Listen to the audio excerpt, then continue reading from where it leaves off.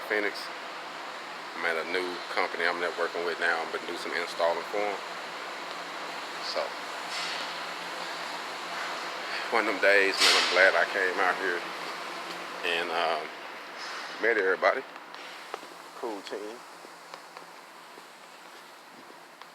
They do a lot. Messing with high-end homes, doing installing on gates, handrails, stairwells, you know, little simple stuff, but pretty much all in the field work. And they also gave me a company truck. Check it out.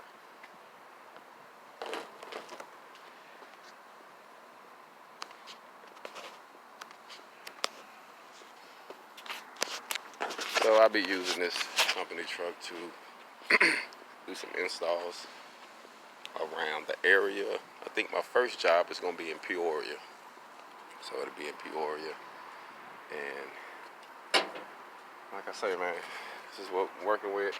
Nothing fancy, you know, just a work truck. But I don't have to use mine.